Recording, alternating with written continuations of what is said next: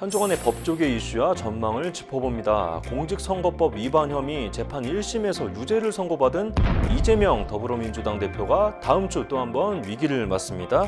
이번 주 앞으로에서는 이문지 변호사와 다가오는 이 대표의 위증교사 혐의 1심 재판에 대해서 알아봅니다. 변호사님 어서 오십시오. 네, 먼저 지난주에 이재명 대표의 선거법 위반 혐의 1심 결론이 나왔는데 판결 취지부터 좀 짚어주시겠어요? 네, 대선 후보 시절 방송에서 허위 사실을 발언한 혐의로 기소되었던 이재명 더불어민주당 대표는 1심에서 당선 무효에 해당하는 징역 1년 그리고 집행유예 2년을 선고받았습니다. 네. 서울중앙지법 형사합의 34부는 선거 과정에서 유권자에게 허위 사실을 공표하는 경우 유권자가 올바른 선택을 할 수 없게 되어서 민의가 왜곡되고 훼손될 수 있다면서 피고인을 향해 제기된 의혹이 국민의 관심사인 만큼 방송 매체를 이용해서 이 파급력과 전파력이 매우 컸다고 지적을 했는데요. 네. 선거 과정에서 표현의 자유는 인정을 해야 되지만 허위 사실 공표로 인한 죄를 결국 가볍게 볼 수 없다는 입장이었습니다. 네, 고 김문기 씨와 관련해서 요즘에 김문기 씨 유족들이 근황이 또 많이 주목이 되고 있는데 아무튼 김 씨와 관련해서 성남시장 재직 시절에 김 씨의 존재를 몰랐다. 그리고 경기도지사가 되고 김 씨를 알게 됐다. 이런 발언에 대해서는 법원이 또 무죄를 선고를 했어요. 네, 쟁점이었던 김문기를 몰랐다라는 발언은 허위사실 공표로 인정되지 않았습니다. 네. 이 대표 주장처럼 사람을 모른다는 말은 단순히 이제 인식의 차원일 뿐이지 허위사실 공표의 행위로 볼 수 없다는 판단이었습니다. 네. 다만 재판부는 포괄 일죄관계에 있는 골프 발언을 유죄로 인정을 한 만큼 따로 주문해서 이 부분에 대해서 무죄로 선고하지 않겠다고 밝혔습니다. 예, 피선거권 제한 그러니까 뭐 이 대표가 다음에 대통령 선거를 나갈 수 있느냐 없느냐를 두고 뭐 이제 벌금이 뭐 80만 원이냐 100만 원이냐 처음에 이렇게 예측을 하는 경우가 많았었는데 오히려 더 크게 나와서 지금 징역형 집행유예가 또 나오지 않았습니까?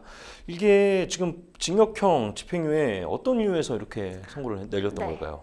대법원 양형 기준을 살펴보시면 당선을 목적으로 허위 사실을 공표하는 경우에는 그 기본 형량이 일단 최대 징역 10개월 이하의 징역형이나 벌금 200에서 800만 원입니다. 예. 그런데 가중 사유가 있으면 징역 8개월에서 최대 징역 2년까지고요. 네. 벌금 같은 경우에는 500만 원에서 최대 1000만 원까지 네. 인정될 수가 있습니다. 가중 사유로 볼 때 일단은 선거일에 임박한 경우 그리고 후보자를 평가하는 데 있어서 중요 판단 사항이거나 전파성이 굉장히 높은 경우 그리고 또 동종 전과가 있는 경우로 기술하고 있는데요. 네. 1심 재판부는 이 대표의 발언이 전파성이 매우 높은 방송이라는 매체를 이용했기 때문에 굉장히 파급력이 높았고 또 후보자의 어떤 자질이나 능력을 판단하는 데 있어 중요 사항이라고 봤던 것이지요. 네. 그리고 뭐 같은 범행으로 이제 전과를 받았던 적도 지적을 했습니다. 그렇다면은 이제 따져볼 때 1심 재판부에서는 이 대표 가중 사유가 벌써 지금 2개 이상이고요. 그리고 두 발언이 각각 유죄를 받았죠. 그렇기 때문에 이 대표 형량을 최대 징역 4년 6개월 또는 벌금 2,250만 원까지 받을 수 있었던 것입니다. 예. 하지만 재판부가 이 벌금형보다 피선거권 박탈 기간이 2배인 징역형을 선택했었던 것은 네. 그만큼 이제 혐의를 무겁게 봤다는 분석으로 볼 수 있을 것 같습니다.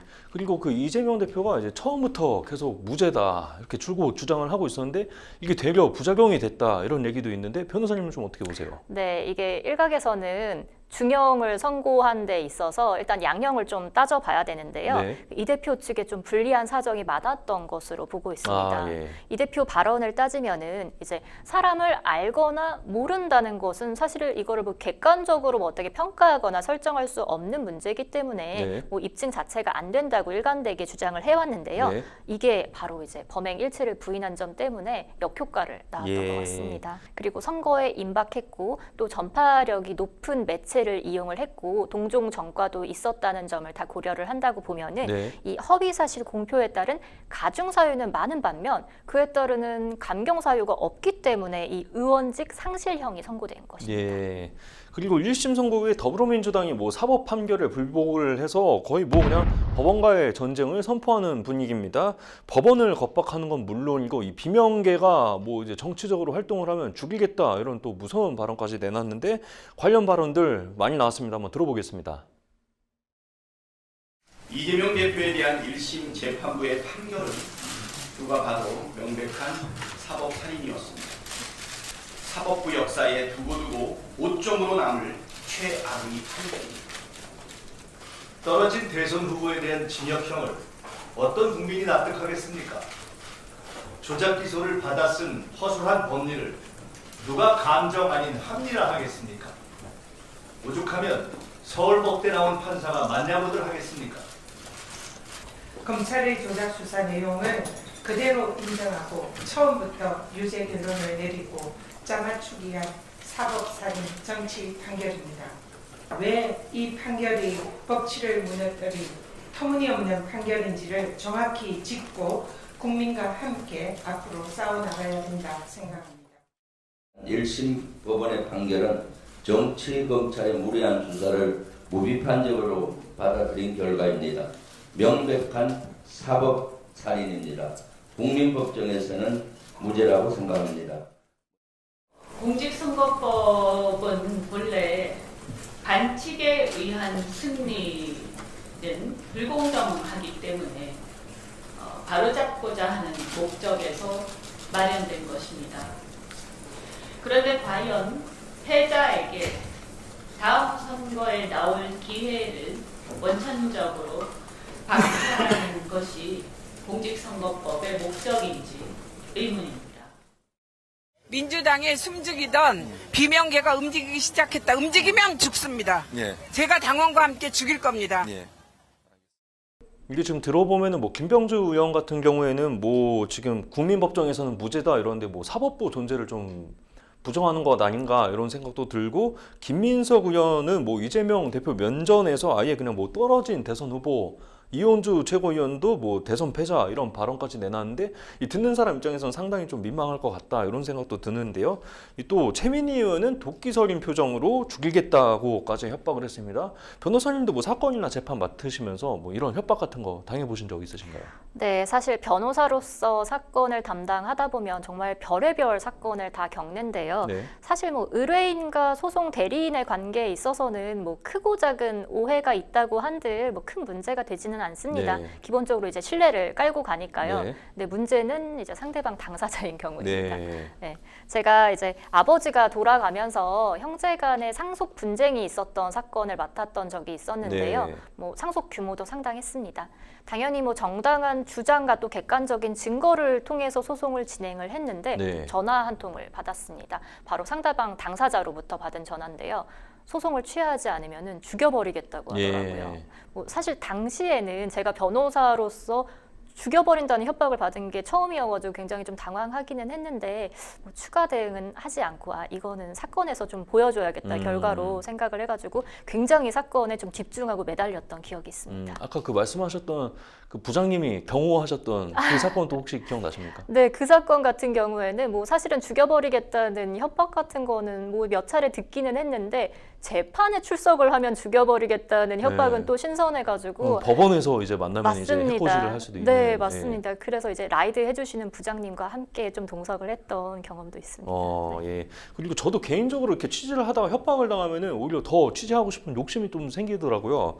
이게 지금 민주당이 무죄 탄원서도 내고 뭐 서초동에서 시위도 많이 하지 않았습니까?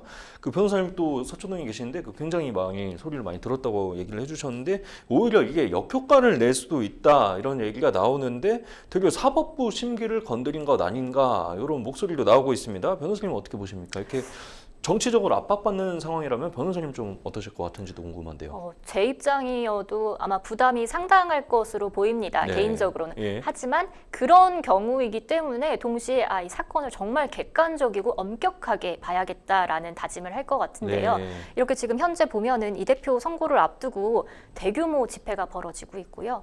또 일각에서는 뭐 판사 탄핵까지 거론을 하고 있는 등 굉장히 네. 좀 사법부를 강하게 압박하고 있는데, 개인적으로 봤을 때는 이런 행동들이 오히려 좀 반감을 키우거나 역효과가 있을 수도 있지 않나라고 좀 보고 있습니다. 예, 그리고 이재명 대표가 그 선고 다음 날 뭐 결코 죽지 않는다 이렇게 집회에서 얘기를 했고, 이 40년 거의 40년지기인 정성호 의원한테도 이제 뭐 걱정 안 한다 이렇게 얘기를 한 걸로 알려졌는데요. 다음 주에 더 큰 게 다가옵니다. 이제 위증교사 혐의 1심 재판 선고를 앞두고 있는데 변호사님 내용 어떤 내용인지 간략히 설명해 주시죠. 네. 이재명 더불어민주당 대표가 지난 15일 선거법 위반 혐의로 징역형을 선고받은 가운데 두 번째 사법 리스크죠. 위증교사 혐의 1심 판결이 벌써 당장 일주일도 남지가 않았습니다. 이 위증교사 혐의는 이 대표가 2018년 고 김병량 전 성남시장 수행비서 김모 씨에게 거짓 증언을 하도록 했다는 혐의인데요.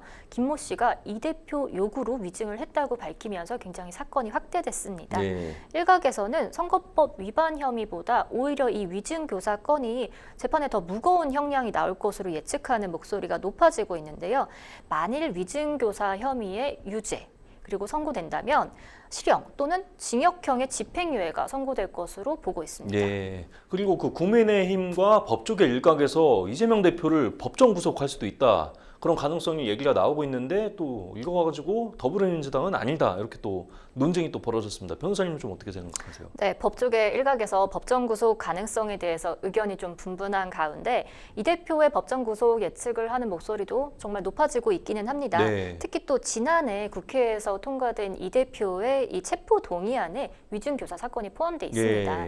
그래서 이제 이 대표가 만일 이번 사건에 있어서 실형을 선고받으면은 국회에서는 추가로 체포 동의안을 처리할 필요가 없다는 주장인데요. 물론 이제 위증교사나 무고 같이 이제 사법부를 방해하는 경우에는 정말 중형을 선고를 하고 있기는 합니다. 하지만 절차상의 문제까지 고려한다고 하면은 이 대표가 실형을 선고받는다고 하더라도 곧바로 법정 구속이 되기는 좀 어려울 것 같습니다. 네, 그 이유는요. 일단 대법원 인신 구속에 관한 사무처리 예규 제8조를 보시면요.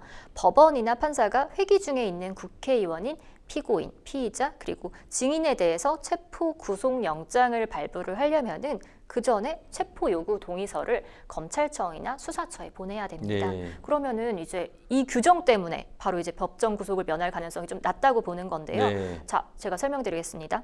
재판부가 실형을 선고하기 전에 만약에 이 검찰에 체포 동의 요구서를 보내면은 이거는 이제 예단을 드러내는 것이기 때문에 사실 앞뒤가 맞지가 않습니다. 그러니까 결국에는 내가 선고를 하고 법정 구속을 할 거라는 걸 예고하는 거기 때문에. 네, 맞습니다. 그리고 재판부가 이 대표를 구속을 하려고 하면은 먼저 체포 동의 요구서가 국회에서 가결이 된 후에 영장이 집행되는 식으로 절차가 진행되는 것이기 때문에 이 부분도 사실은 이제 법정 구속의 가능성이 좀 낮아진다고 보는 이유 중에 하나인 것입니다.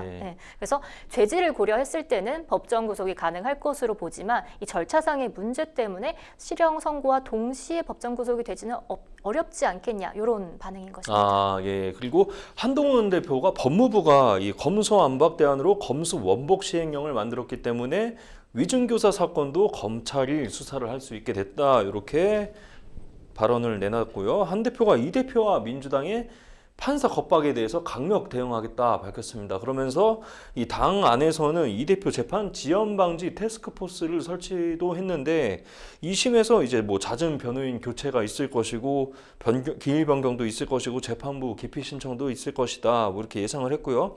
이런 행위를 사법부에 알리겠다. 이런 취지로 이제 그 TF를 만들었습니다. 변호사님 이게 효과가 있을지도 의문인데 그리고 이것 또한 또 사법부에 부담을 주는 것 아닌가 싶은데 어떻게 보십니까? 네, 어떤 면에서 보면 사실 이런 부분들도 어느 정도는 사법부에 좀 부담을 주지 않겠냐 하는 생각이 듭니다. 그리고 마지막으로 그 다음 주 판결 이제 얼마 남지 않았는데 관건은 어떤 게 있을까요? 네, 이 대표가 일단은 김 씨에게 증언을 요구한 부분이 거짓임을 인지하고 있었는지 그리고 김 씨의 위증이 실제로 이 대표의 재판에 영향을 미쳤는지 여부가 관건이라고 볼 수 있을 것 같습니다. 한 주간의 법조계 이슈와 전망을 짚어보는 앞으로 오늘은 임은지 변호사와 이재명 대표 위증교사 혐의 1심 전망에 대해서 알아봤고요. 그 지도자라면 무엇을 할 것인가를 명확하게 보여줘야 된다고 하죠. 전국이 어려울수록 더 민심과 민생을 챙기는 모습을 보여주는 게 올바른 정치인의 태도가 아닐까 싶습니다. 오늘 앞으로 여기까지 듣겠습니다. 감사합니다.